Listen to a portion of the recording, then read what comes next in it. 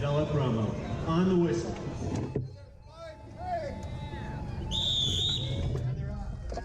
Category 4 on course.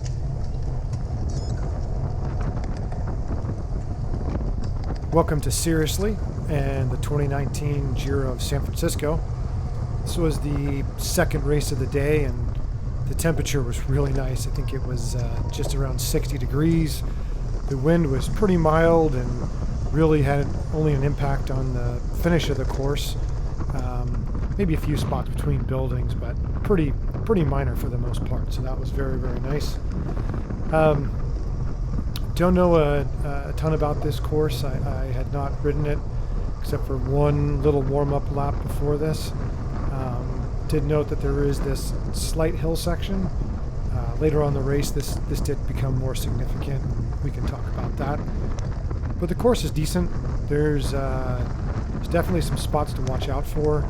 Down in this little downhill section here, which is a couple blocks.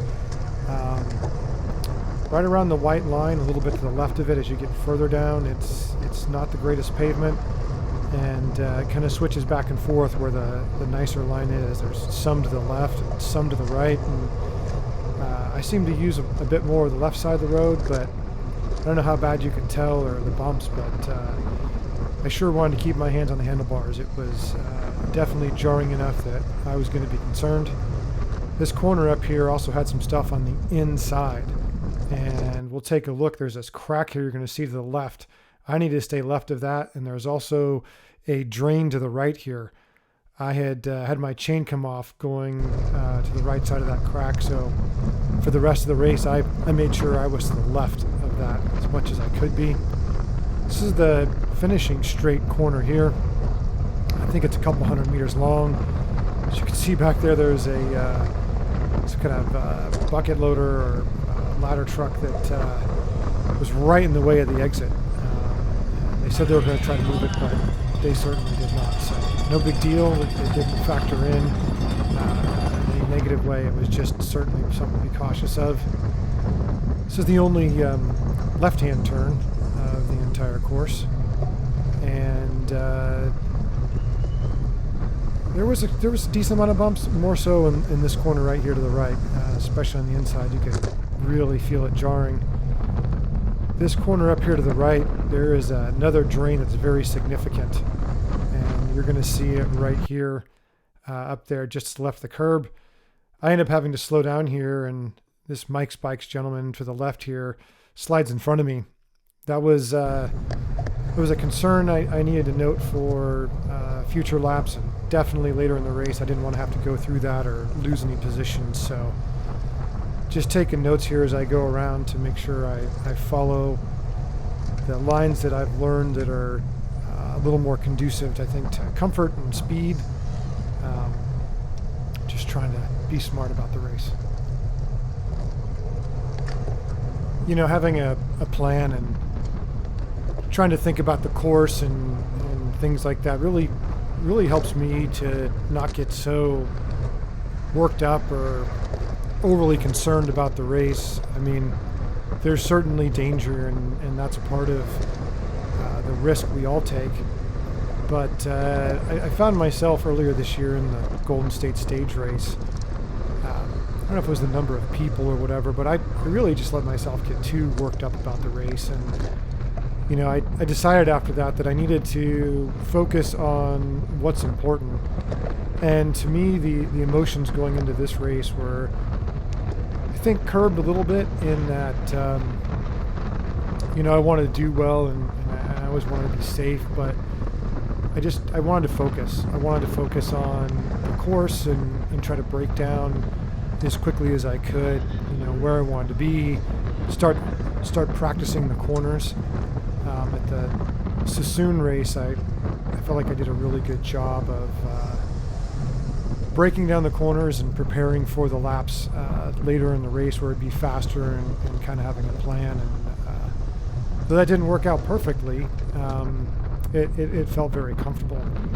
In fact, this gentleman in front of me here, in the yellow bike with the red Peloton jersey, Cole Rasmussen, he won the Sassoon race, and we can see some video here going into the last corner here. I actually get a pass on him, and we get some momentum that slows down, and he makes a smart move, splits to the inside, and rails the corner and leaves me with a little bit of a gap, and that's really hard to make up on a finish line sprint, though I do try.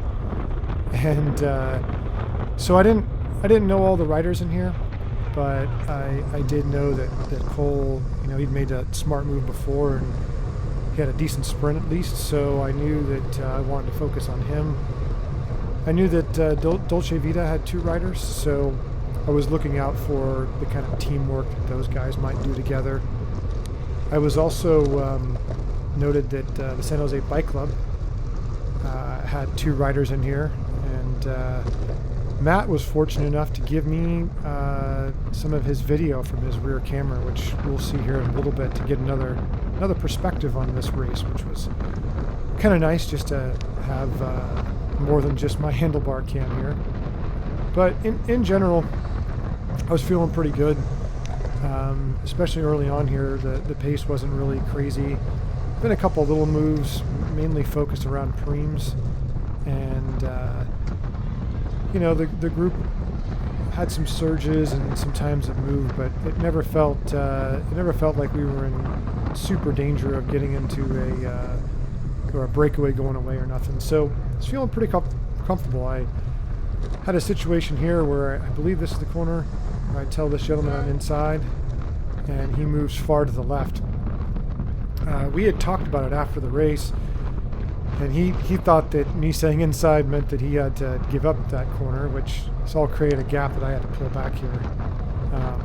Wasn't due to an attack, just kind of the way that corner happened. But anyhow, we talked about it afterwards, and at least in my mind, and comment below if you feel different, I'm just letting someone know I'm there, letting them know to hold their line, or that I'm at least inside. And none of us are trying to get hurt here. We're all just having fun, and just communicating where I am so he knows what to do to move. But this is a Cat 4 race, so we're all still learning. And I have the benefit of the Davis Bike Club's race ride every Saturday. I can do that, and Tuesdays and Thursdays they have another one. So I get to ride with some pretty fast guys and in some big groups, and learn some of these skills in a little bit different way that maybe not everyone else does. So, but here's some of the camera from Matt back here, and you can see the extreme sun-shade difference of the morning. It's kind of cool just to be able to look back and see what's happening behind you, because you just never get to know. Again, most of these guys, we were staying pretty close. People were given lots of room, and at this point I think I was just trying to focus on being clean, and still it probably takes me a good 10-15 minutes to really feel like I understand the rhythm and the feel of how things are going, to really start to feel where I want to be in these corners, because you don't get to take the ideal line all the time. You got someone on the inside or the outside, or maybe like I'm trying to do in some of these corners, avoid some of the bumps. So it takes a few times for me to really get the right position and speed to be able to get a feel for the way I want to be in these corners, in terms of where I want to turn in and what lines I want to take. But I again, focusing on these kinds of details keeps me calm and probably keeps my heart rate from spiking unnecessarily.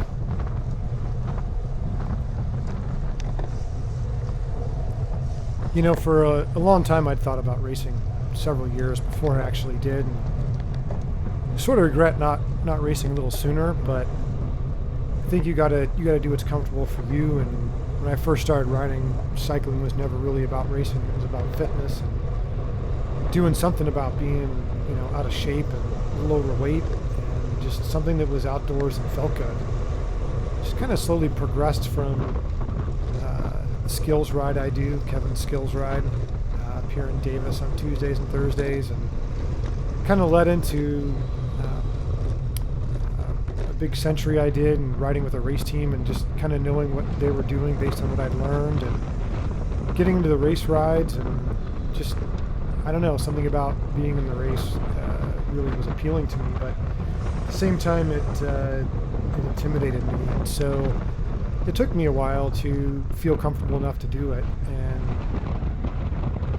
part of the reason I want to make these videos is to help document what's happening on these courses and what I'm going through, so that I can learn from it. And if someone sees this and decides that this is for them, maybe hopefully they'll learn something. And I like to give back. That's why I'm trying to work with our start a development team for us now to help new riders come along. But I enjoy competition. I enjoy racing. I enjoy, as much as it might sound crazy, going out and doing intervals. Even if I'm repeating a hill and I know it's for a purpose and a gain. After being with a coach for a couple of years, and I should give a shout out to Coach Judd here for a second, but doing those intervals and the work, when it starts to pay off, and knowing what's going to happen now that I've been doing it a couple of years, and seeing the kind of gains you can make in not just your power output, but how well you recover, how comfortable you are. There's just so many different things, how efficient you are, and all the little intervals and the neuromuscular training and everything kind of coming together. And coming into this race, I had raced 2 previous races, actually 3. Dunnigan, almost want to forget about because I flatted out 10 miles to the finish, but had 3 races with podiums, so I felt really good. I got 3rd at Sassoon, 1 Copper Valley. That was really hard because it was from a 4-man break, and I was way over threshold for a while. But again, coaching, I had confidence that I could do that. I could go over my threshold. I could work really hard, and as long as I got a little bit of a rest, I recovered very quickly. And in this race, I was feeling very strong. I could feel my form was in a really good place, and I knew that as long as I was attentive towards the front and watched for team moves or breakaways, that probably could cover and recover pretty quickly. So, you never know who you're racing. You never know what their form is. How they're feeling, how much sleep they got. But you can control how you feel, I guess, to an extent with training and whatever. But it makes me feel good when I've put in the work and started to feel some benefits from it. So putting that all into racing, it's just something I enjoy. I enjoy working hard and putting in the work before the race, and then coming to something like this and feeling like I have a chance to do something well.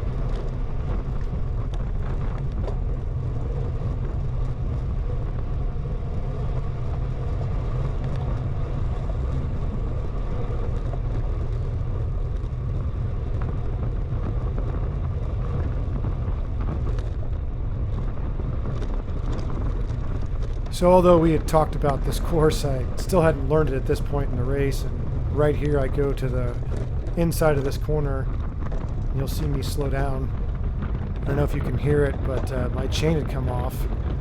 And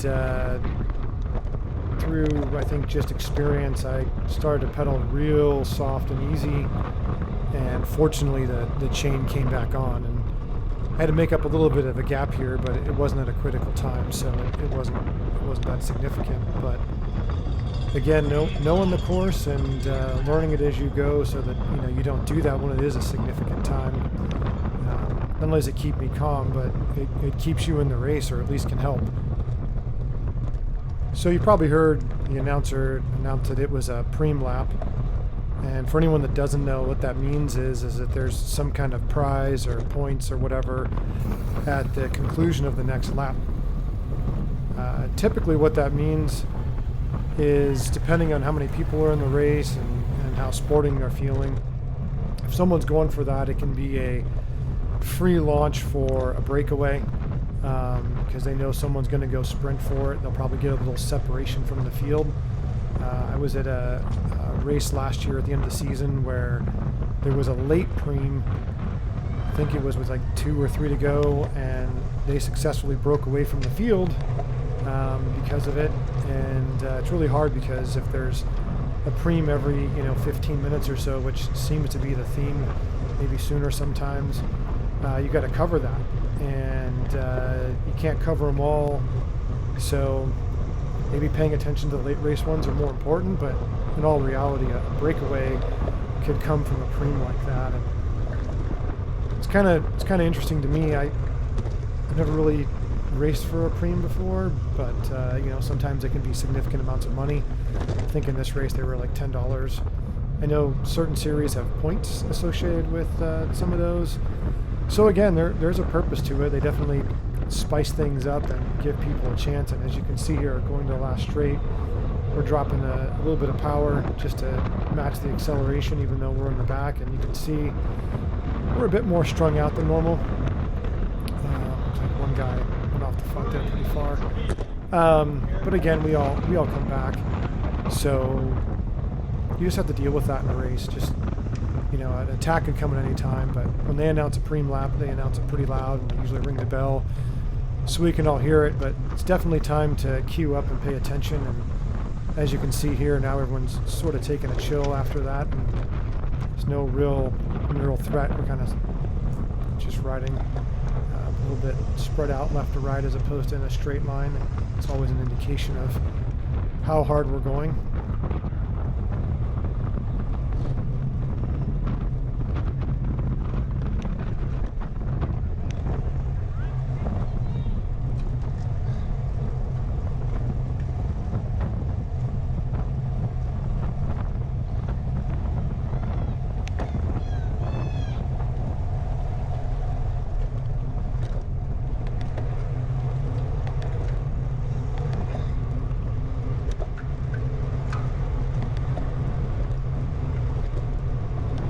I mentioned earlier that I ended up going to the left here a bit. It just seemed like throughout this race, the left-hand side, which was protected from the wind, again, it's only the gaps in the building where you can really feel it, but this side seemed to consistently move up. I have fell victim before to races where something would consistently happen early but wouldn't happen late, so I was using it, but I wasn't expecting it to stay. You can see in that last corner there where the crack is, I went nice and left, making sure my chain didn't come off again. Here's this loader. That thing was surprisingly not in my mind in terms of the entry of the corner, but man, at least not right away. I started paying more and more attention to it, realizing how close it was, and I was getting concerned that as the speed ramped up for either a breakaway or late in the race, that you make a mistake, that's going to be a very unforgiving thing to hit. So I tried to put it out of my mind and just make sure I turn the corner and not get myself over in that position.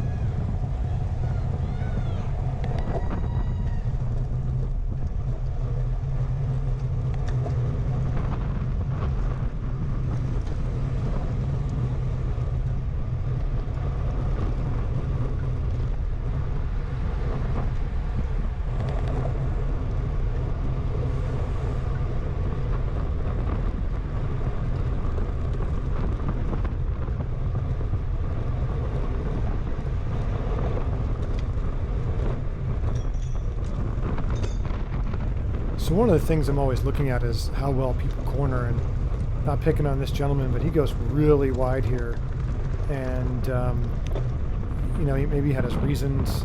For me, I definitely want to stay a little bit more on the wheels and not let gaps open up.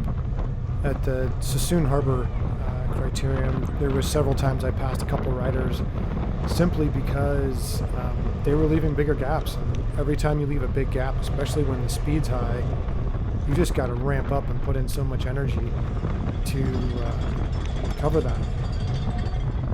Here's a little more video from Matt's rear camera, and kind of give you maybe a different perspective on what the cornering looks like. These corners weren't real hard.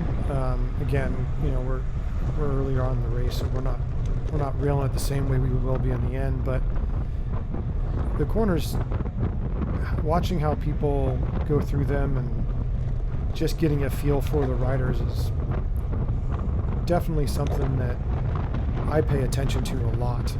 I have noticed, I think when I did my first 3-4 race, the end of the season last year, the skill level seemed to be really high. I think 90% of that race was Cat 3 guys, so you're talking about guys that have more experience in terms of racing than probably we do in this field. But I just noticed that there was a real comfort with how well they cornered, how close they would ride with you, and yet at the same time, I felt very comfortable with it. I felt comfortable with how they were cornering. So I'm not, everyone's got a different skill set. I'm certainly learning, and I put in some practice, which I'll put a link to a video I did about my journey to trying to get better at cornering and preparing for some of these races. But you know, you got to watch out for yourself, and you got to look for different skill sets. And you know, that's what this is all about. These lower series is really just trying to learn how to race, how to corner, how to position yourself, all the pieces that make up the components to being successful in a race.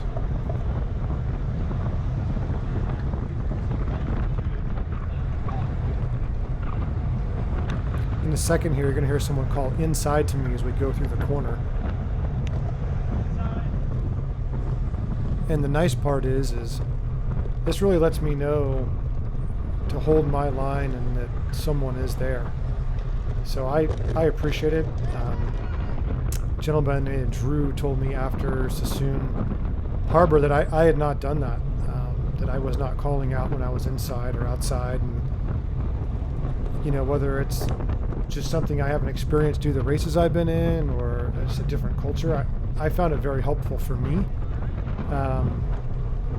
I know that if I say inside and someone at least acknowledges it, I feel a little more comfortable that, you know, they know I'm there, and I don't think anyone maliciously wants to take people out, so we're all working together.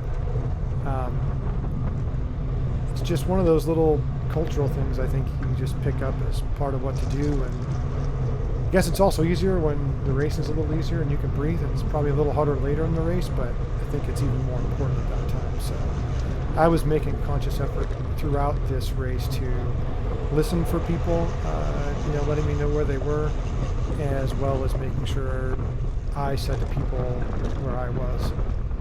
You know, one of the things that's a little different in a race versus like a group ride, or maybe even some faster group rides, is people will touch you.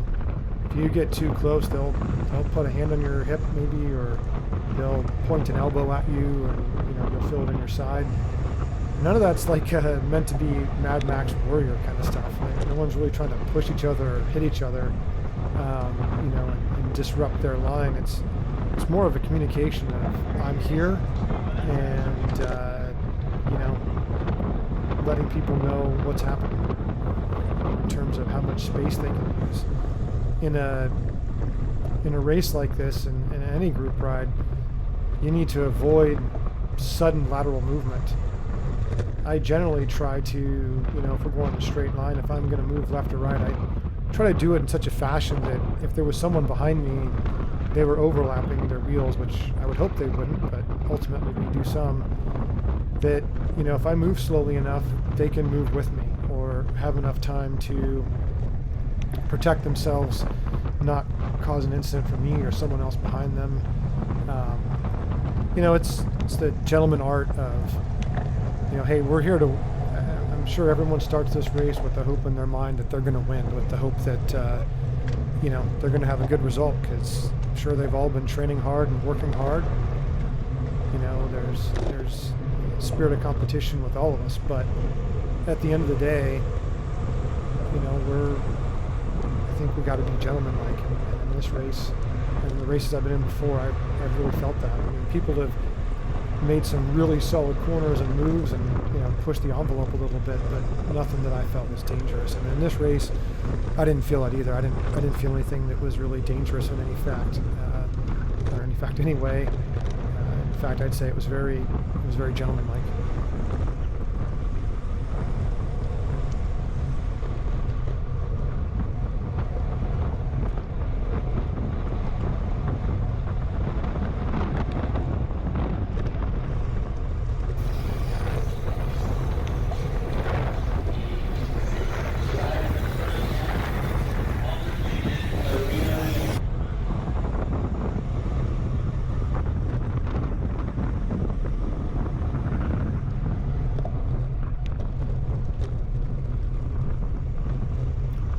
So just, there's little things that happen throughout a race that, you take note of. And I think I raced this gentleman last year at Dunnigan Hills.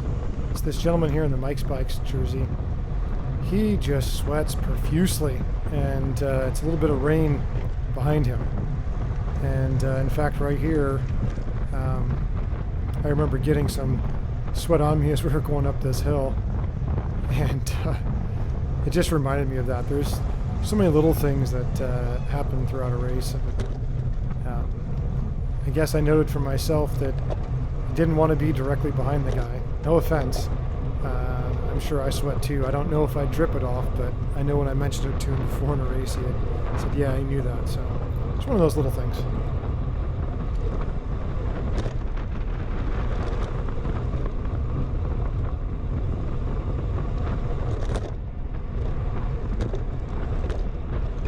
So going into this corner, you're going to see Cole come to my outside and forces me to the inside where I didn't want to be.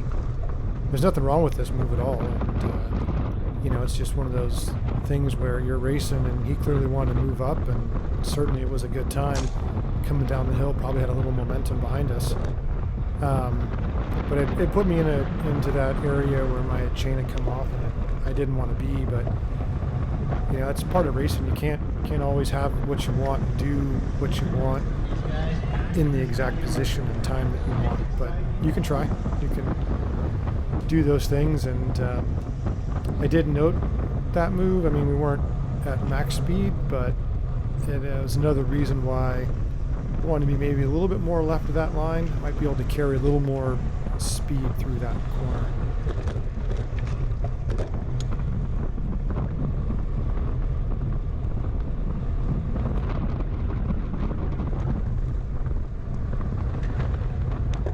So speaking of little things here, I just snotted. I don't know why I noticed that when I was reviewing the video, and not exactly sure why I'm sharing it with you, but it's definitely something that happens, and I try to push down and to the right or left at maybe a 45-degree angle so I don't get nobody. But it's just something you can't avoid. You gotta clear your nose.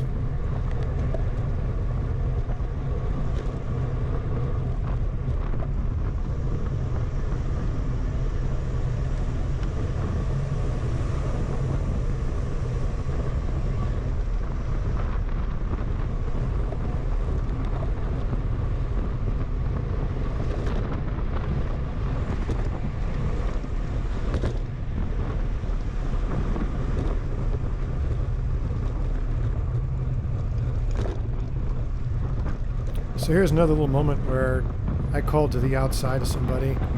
Could tell we were going to go 3 wide. Outside. And, he was respectful. Certainly he came through and passed on the inside, no big deal, but at least he knew where I was, and especially jammed up like that, knowing we were going to come off 3 wide. I wanted to make sure that, he was aware, and that way I could leave the rider on the outside. Just a little extra room, and not have to try to squeeze him unnecessarily.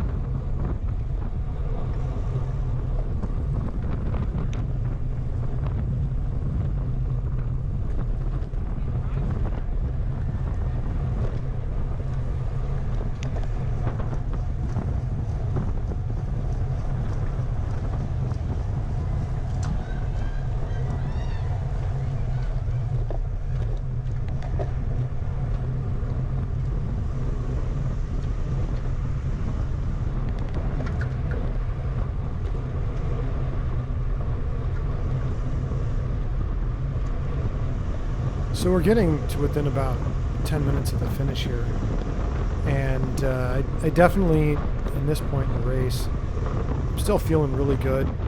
I hadn't eaten anything. I don't know that I really needed to. I had some electrolytes, some scratch in my bottle, which is about 100 calories, and so I wasn't really feeling like I needed to eat anything, but I definitely at this point wanted to be towards the front as much as possible. I did not want to get back more than maybe 8th or 9th.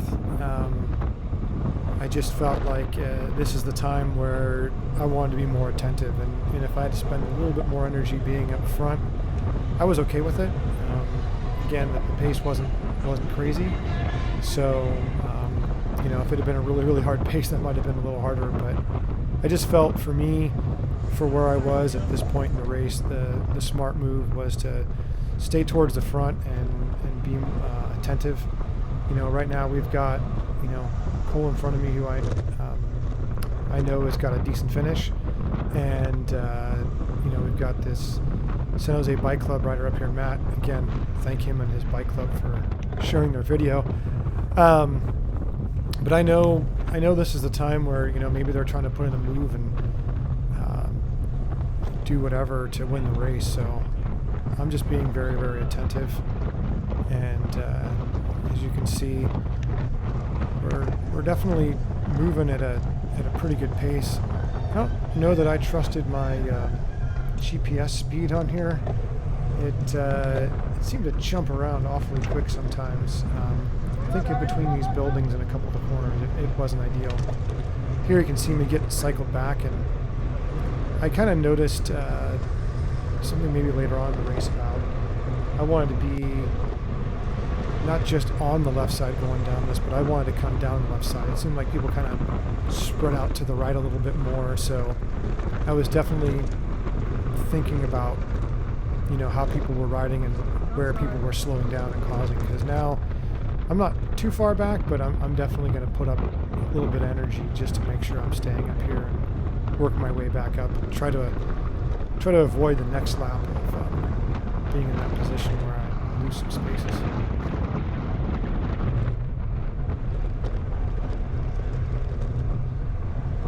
You're going to hear the announcer in a second announce that 3 to go. And that means that there's 3 laps left. If you look on the right there on the stage, just above the blue, there's a little number sign 3. That's how we know how many laps are left. These criteriums are done to time, and based on, I think, your sort of average speed, once you get in down to 10 to go, they kind of calculate when they should start that countdown, and you'll get that sign, and they'll start announcing it, especially as the laps close in towards the finish. At this point, I saw this Olympic Club rider go off the front here. I'm not really sure why I decided to follow him. It wasn't a tremendous effort to do it. He was staying up front. As a sprinter, you want to save as much energy as possible. So I guess in my mind, I think I was thinking to just sort of stick towards the front, take any opportunity to move up that wasn't too hard, and that didn't present at that time a super hard effort. So I just went with it.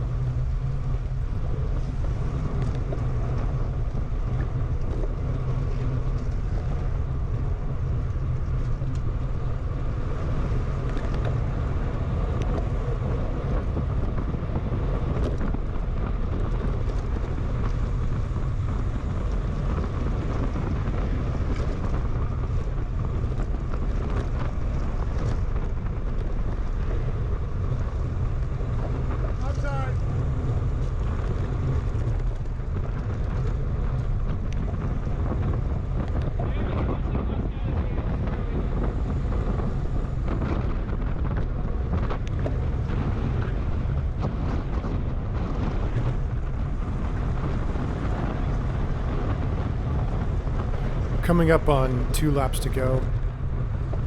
This Olympic Club rider here, I hope I pronounced his name right, Eamon Tucker. If that's not how you say it, please let me know. I'll correct it. He had pulled up here, and I'd followed him once before. I was kind of wondering if he was going to make another move, so I wanted to stay near him. And we also have Cole Rasmussen up there a little bit ahead of me. With 2 to go, I'm going to put in, almost everything I need to stay at the front, kind of depending on the scenario.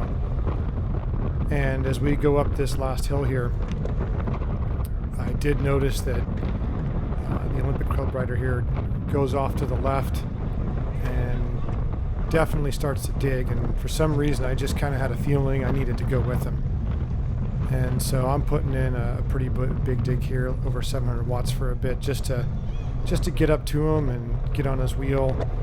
And I remember looking back somewhere on this point, kind of seeing if we had a gap, and there was a little bit of a gap, but we're definitely still a lap and a half to go here. So I was trying to do as little effort as possible to stay close or get on his wheel and not have to dig too super deep. Again, I want to conserve my energy for the finish, and that's my best strength as a fast finish. So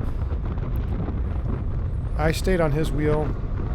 Again, just try not to do too much work. You're going to see him flick the elbow to me here in a second.